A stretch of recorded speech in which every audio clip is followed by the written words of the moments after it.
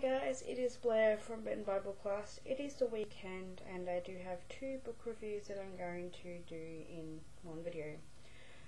Both I enjoyed. The first one is Mockingbird by Kathryn Erskine.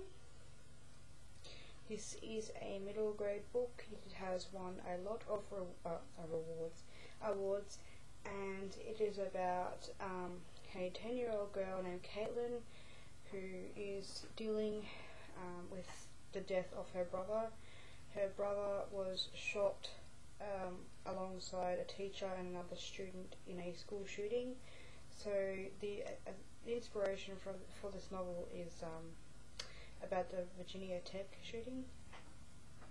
Also, Caitlin has Asperger's syndrome, which is very, very close to my heart and what I've dealt with it. My sister has Asperger's, and I picked up this book when I read the back mainly because I wanted to understand a little bit better, and I found from this book that there were so many similarities between my sister and people I know with Asperger's. So this woman, or Kathryn rather, has just really written a very truthful, fictionalized account of a person with Asperger's. I have read some reviews and where people say no, it's not very close to it and everything like that. From my experience, and this is why I love this book so much, I'm giving it 5 stars.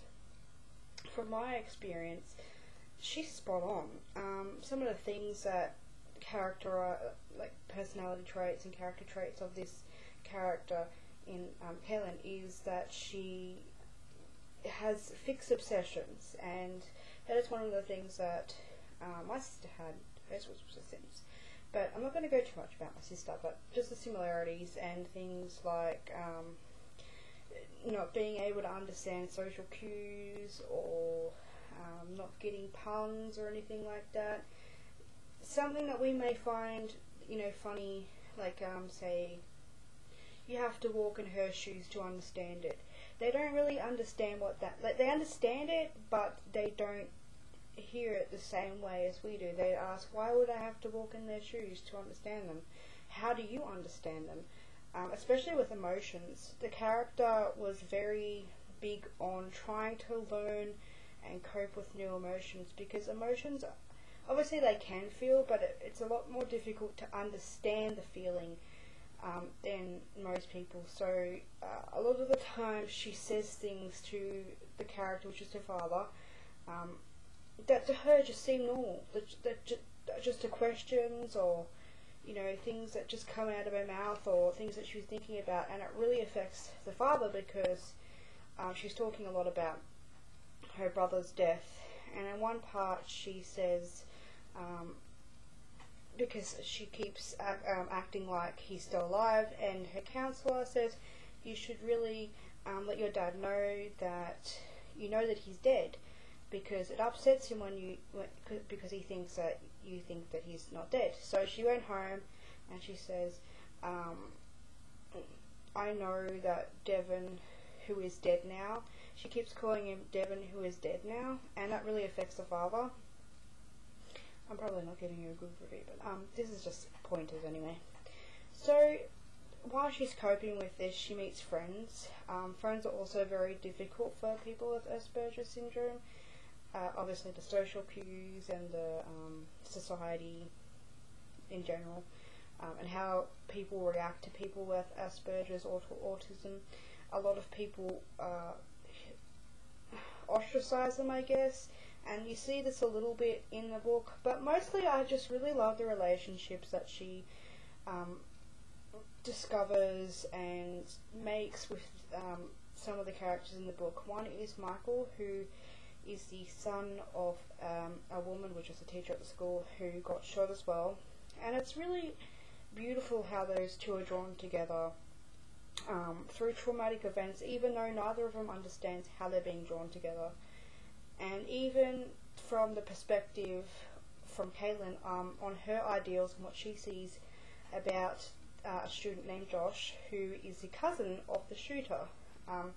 and how she learns that he is also struggling with the fact that he's being bullied and why he bullies other people, because people automatically assume that he's a killer, or automatically assume that he's a mean person just because his brother shot people, his cousin shot people, sorry. So I really love this book because it goes into detail about how we feel and connect with people, and how hard it is for people to connect, even on just a normal emotional level, and how if we understand each other and start supporting each other, that, you know, maybe things can reach closure in some things like these. I haven't been affected by any shootings, but I have been affected by violence, and I know that working together and even just as a family and a small knit community can really bring you that closure that you need. And closure is one of the topics that is faced in this story. One of Kaylyn's obsessions, really. She learns what closure is throughout the novel, and I just thought that was so beautiful. Kathryn's writing style is very unique to me.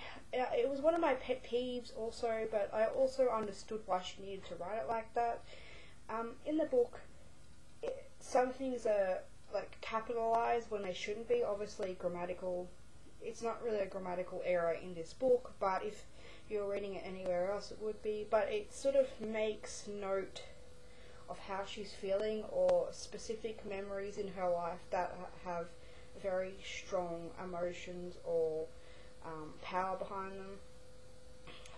Like the day my life fell apart, which is the day that her brother died. So I find that a little bit annoying after a while, but when you get into it, you just learn to put it aside, because really it's the story that counts and not the spelling or anything. It wasn't difficult to read at all. It was just that it stood out a bit, and it was a bit weird because, you know, you just rely on books to be so grammatically correct. So I'm definitely giving this book a 5 stars. I would recommend it to children, teens and adults. I believe it's very important for people to understand understand people with disabilities, in all walks of life.